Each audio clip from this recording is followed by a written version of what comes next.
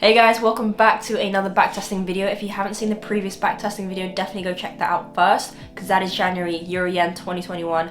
In this video, we're going to be doing Feb and March Euro-Yen 2021. So let's get into it. The software that I'm going to be using is TradingView, and the strategy that I'll be testing out is also in the description below. So let's just get straight into it. I hope you guys enjoy. And by the way, I'm going to be sipping on my latte, so just don't mind me while I'm doing my thing. I thought we'd actually quickly go over exactly kind of what I'm looking at. I'm going to put something on the screen, maybe on this side. But technically, I basically have two entry types. Again, this is a derivation from a strategy that I'm going to link in the description. But basically, there's two entry types, and how I'm trading is either continuations or reversals. And there's two types of continuations that I'm going to take, either a retest continuation or a flag setup continuation. And when I'm taking a reversal, I'll take the either retest reversal. Let's just see what that looks like on the screen, and we'll just kind of like make it as easy as possible for everybody. So we've got the chart up here, and basically our retest continuation is, let's say price is moving up, we have a pause in the market, I'll take the retest on that level. And then we have the continuation flag, which is we have momentum up, make a high, counter trend, we break this low here, this is our counter trend move, we have a retest and we get in on this, and we're going with momentum with price. So these are our continuation trades. And if I'm taking a retest, let's say we've had a descending channel, we pop up, have momentum, then we just get on the retrace on this most recent low level. We can also take, the continuation flag, but this would be the retest because we've basically come down descendingly and then impulse up, a change in and shift on momentum, and we're breaking this high. So now we are in a uptrend market, and we take the retest for that reversal to the upside. I hope that kind of makes sense. I want to just point out some things that I actually look for. So for example, that is, the clear one is ascending or descending nature. You can call this whatever, pattern, channel, or even like, I don't know, just price action in general, right? The second one is at least like clear momentum. In other words, I like to look for two impulsive candles. Now, impulsive candles and clear momentum is so subjective, and it depends on the pair, depends on, what the market's like. And that's where it's going to really vary from, trader to trader, and like your risk appetite, what you think high probability is, what valid is, your experience. But this is the kind of things that I would look at, and I would reevaluate for the specific pair. And also I take into account wicks, how wicks sort of, when you get a wick, you sort of range around a little bit. Now, obviously the market either moves impulsively or correctively, but correctively cannot be sustained for a long period of time before it either shoots up or it shoots down. So just keep that in mind as well. And the other thing is that euro pairs tend to, when we see the ascending, that's a reversal pattern to the downside. If we're descending, that's a reversal pattern to the upside. What euro pairs tend to do is, we're up, we ascend, and then we push up, we explode to the upside. So that's just something to keep in mind, something that's been found with euro pairs. So let's get into the actual backtesting. Now, I will warn you guys that I'd say starting from Feb to maybe May, a lot of the pairs are actually quite dead, especially euro-yen, and so the market may be slow. It might be kind of teasing us with some setups, but we're not getting them, so we're just gonna see what happens and stick with it. But let's get into it. So these lines are just basically to start off to let us know that we're starting Feb, and we came from a push up.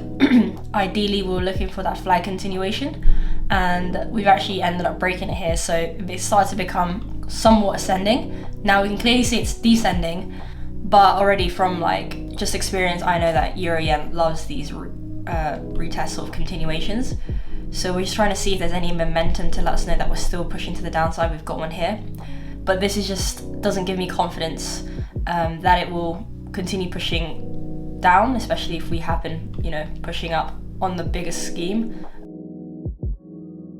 Basically what I'm looking for at the moment is just some sort of momentum to the upside, most likely, or to the downside.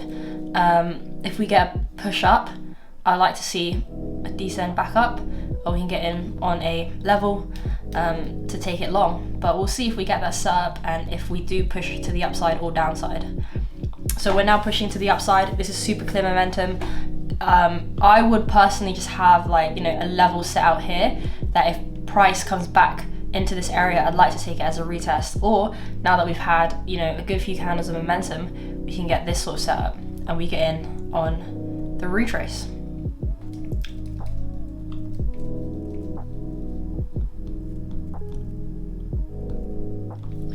So we've started to get that sort of formation. We've got this low counter trend here. If we break that and retrace, I'll look to get into this trade.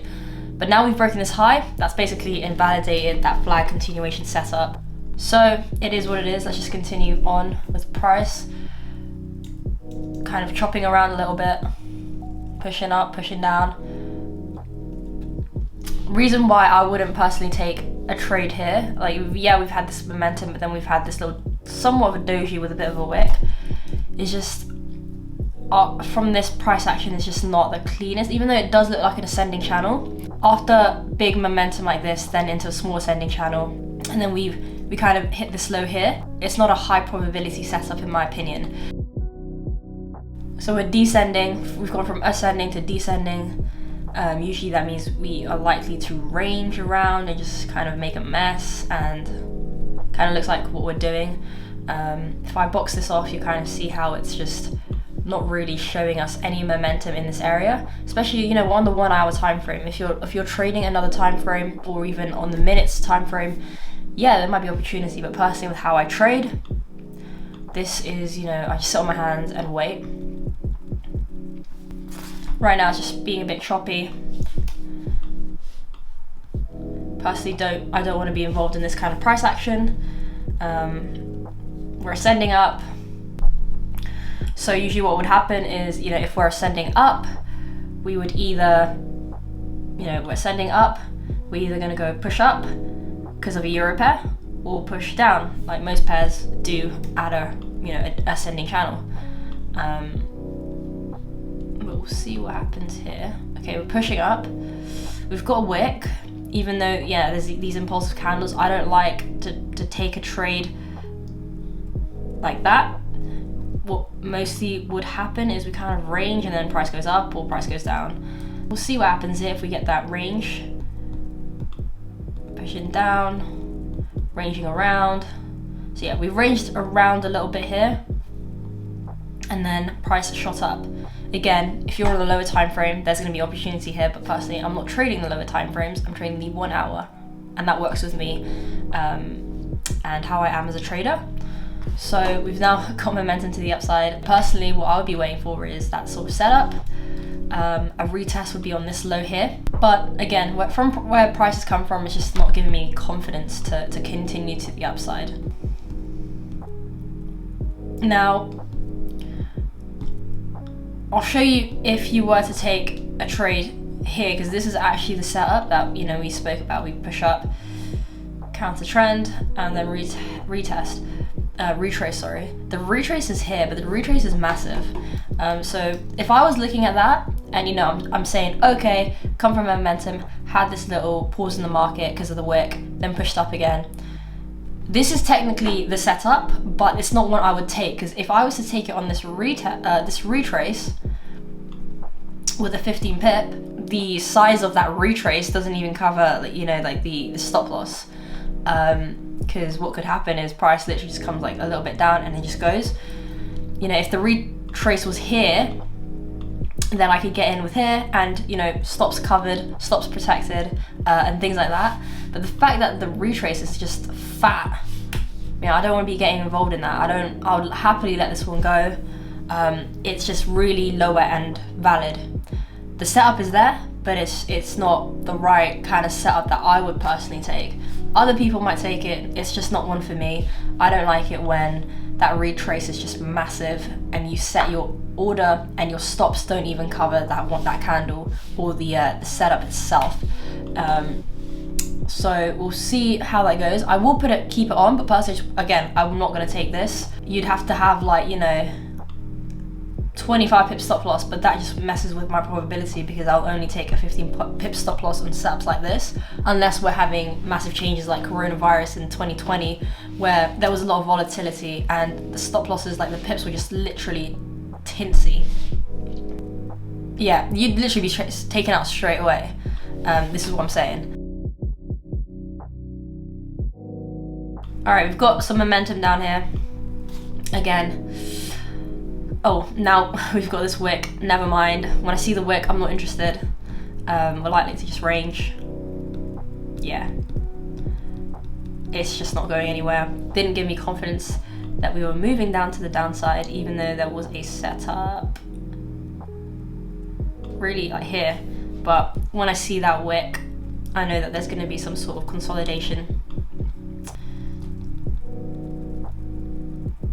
Now, price just seems to be trickling up, something that I'm just not interested in. It's trickling, not giving us confidence. We now have this sort of, we've had this ascending, and then we've had an impulse down. Places to take it is either at the retest here, or we get that push down, that setup that we always talk about. Reason why I actually wouldn't take this is just because that this here, the fact that this superseded on that bear candle, that retrace is just a lot bigger, and just because of that price we came from, you know, I was saying it was trickling, it wasn't clear. I personally would let this one go, clearly because of this, and I know I've been so picky, I've not really made anything, and it's already 22nd of Feb, but sometimes that's just how it is. The market is going to be teasing you. I don't know why I find that so funny, but the market will literally tease you thinking there's a setup, but it's not. So you're like, okay, there's ascending channel, we've got 3 impulses, there's got to be a setup now. But then that one candle can kind of just like mess it all up, you know, if you want to have that kind of language. But yeah, it's just one of those things where I won't be taking a trade like this just because it really, like, I want to preserve my capital. I want to be getting rid of these like, C grade setups and stick to the A grade setups.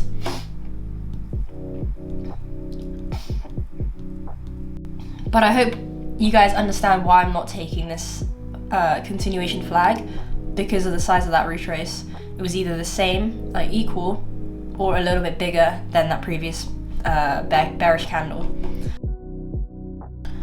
And yeah, we've just gone from ascending to kind of like mess.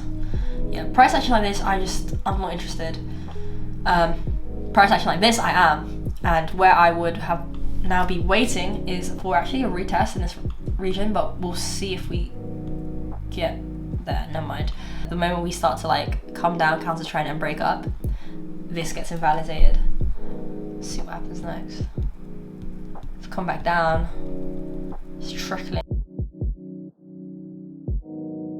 This could be good. I mean, we've got a doji here, but we'll see if we trickle. Okay, never mind. That wick is not. That wick is just ugly. Something I don't want to be getting involved in. Price is now sporadically come down again, so it's just retracing. Yeah, market's just been so unclear in February. Yeah. So Feb has been a bit of a dead month, a dry month. Can you guys see that sometimes literally you just need that patience and to really stick to your plan? Because imagine if you're only trading one pair. Bear in mind, I trade 3 main pairs and then like 4 other sort of secondary pairs. If you're only trading one pair and then there was no trade in that month, it's just so easy to get so frustrated, start putting pressure on yourself. But I just wanted to show you the importance of patience and just sticking to your plan no matter what, and just not settling for those lower end valid setups, because you know that you shouldn't take them. But I know that feeling where you haven't traded in like a few weeks and you just kind of want to be in the market. But we don't want that. We don't want to be having that mindset. If there's no setup, there's honestly no setup. Just, you know, sit on your hands and be patient. Capital preservation is just so key. I've been saying this for a while, and I know I sound like a broken record, but honestly, we want to be on that level where we do stick to our plan. If there's no setup, there's no setup. If it's dead, then it's dead. That's okay. Market cycles, go with that. And experience, because I know I can tell you guys this, but if you're a new trader, you need to get your hands burnt. You need to feel that pain, that when you're like, oh, I knew I shouldn't have taken it, but you take it anyways.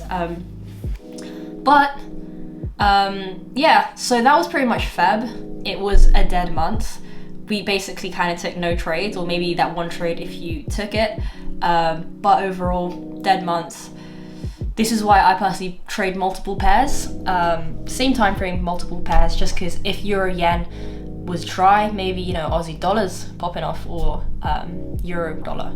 So that's personally why I do trade multiple pairs rather than sticking to one pair, but backtesting one pair at a time, of course.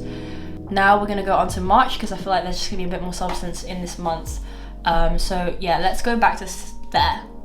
Let's go back test this together.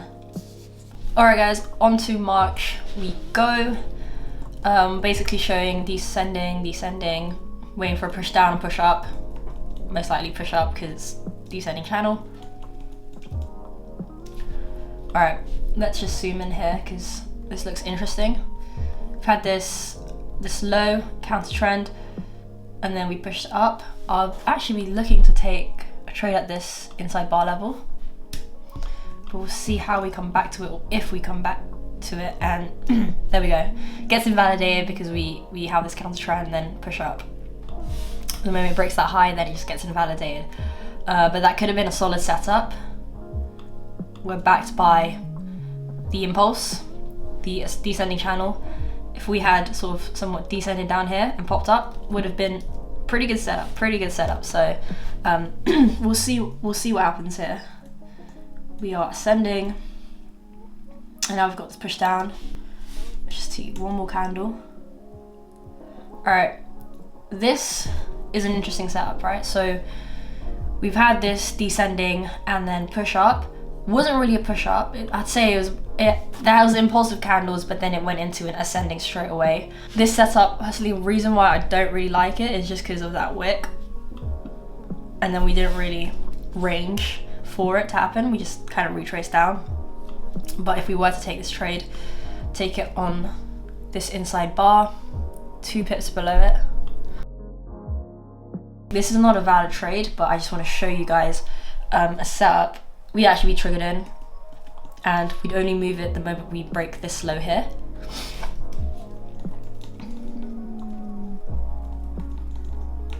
And we eventually do get taken out. I'm going to leave this here just because this is a good example of, you know, a losing trade, and how these wicks here and here will usually correspond to a range in price, so a consolidation period. So this was actually, I'm quite glad that I'm speaking about this one, because that's a good lesson learned.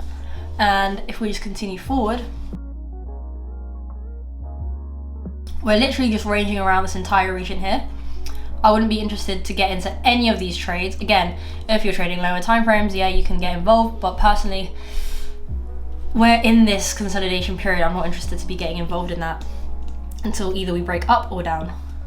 So we're breaking up now, and if we just zoom in here, there's actually an area of interest, which is this level of interest here, which is this inside bar. But I want to see if we've broken this high to invalidate. 4, 5. Yeah, the moment we had this wick up here on this candle, it invalidates this level. So that is that. All right, we've had this massive push down, 2 impulsive candles, very, very nice. Now, do you see how this candle is not as big as the candle next to it, right? This orange candle, the inside bar, is, by the way, that's an indicator. You can literally go find that on this indicator page, type in inside bar. And so, yeah, this is not, you know, the same size as this one. This is what I like to see when we're taking these continuation flags. We have this momentum. We've come down, now pushed up. We're just now waiting for a retrace because we've broken up this high up here. So let's wait for a retrace. And that's pretty much our retrace. That was easy. That'll be our entry, 15 pip stop loss. Let's see what happens. One thing I will notice is that there could have or must have been some sort of news here, which caused the surge. But I will personally always take a trade like this. But yeah, usually, you know, when you have massive areas of inefficient price action, price does tend to come back to it and then reevaluate from there. Let's just see what happens here.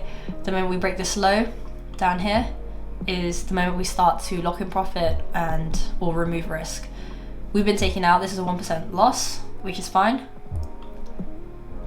We note that and we move on. See what happens. Trickling up, trickling up. We're currently downtrend.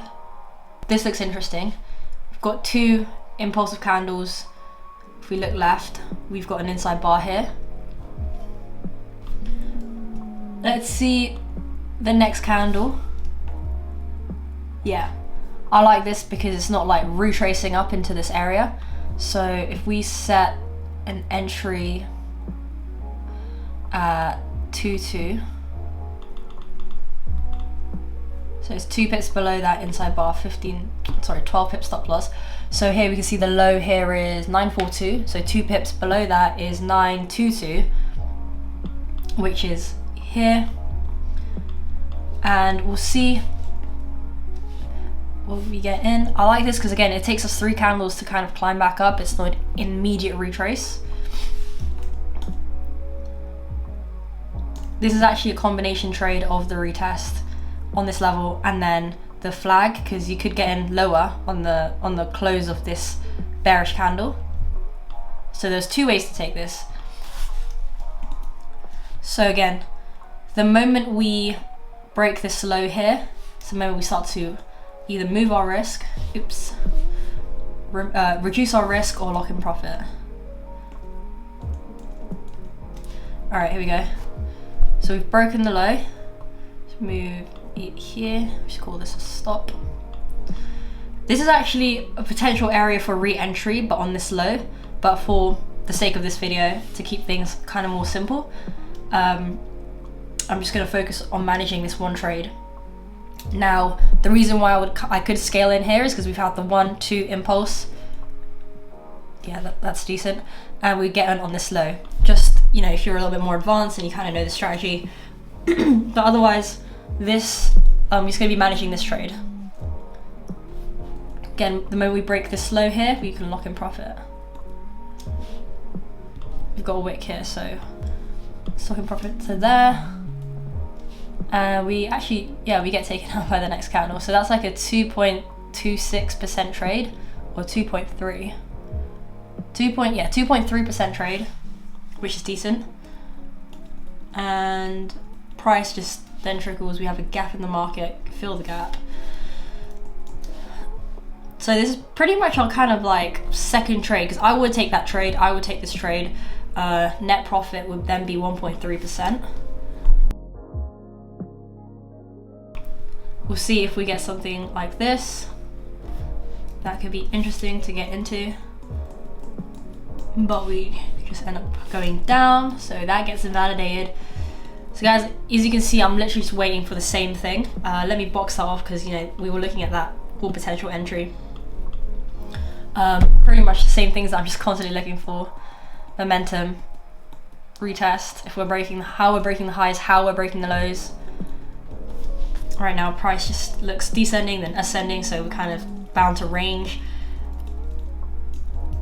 This is the beauty of price action trading, is that you can read, you know, if we're descending, then ascending, then we're likely to just keep doing the same thing. Now we break up. We're all making higher highs. So, sorry, higher highs and higher lows. We're breaking each of the highs. So technically we are in an uptrend. See if we get a setup like this. When price is like that, it's not, I wouldn't say that's like too impulsive. I say it's trickling to the upside. So I wouldn't really bother with a retest, because when I want retest, I want momentum, I want impulses. An impulsive candle would be one that kind of looks like this one, like this area, these ones. I'd say this is kind of just trickling up, but again, that's just from experience with a euro-yen pair, because yeah, if we break this low, we could be getting that setup that's like this. But again, we want like a clear impulse. At least I would be looking for that. Because again, this is a setup, but this itself is a setup. This, if I just box this off, that itself is a setup where you would get in on this retrace. But the reason why I personally don't like taking that is because it's backed with this. This is not impulsive enough for me. There's times where it's going to work out, times when it's not. But personally, just coming from that price action is just not the best. And I think we're coming to the end of the backtesting. And that was pretty much March. Not too much happening. There was a setup here, just a retest continuation to the downside. We had a loss here, but you can tell the difference between a clear impulse here, and then how these kind of just try to trickle up. But yeah, that was pretty much March. Alright guys, that concludes the video. Thank you so much for watching. If you like these kind of videos, give it a thumbs up. Let me know down in the comments below, and I'll see you guys in the next one. Peace, take care. There's something different about us.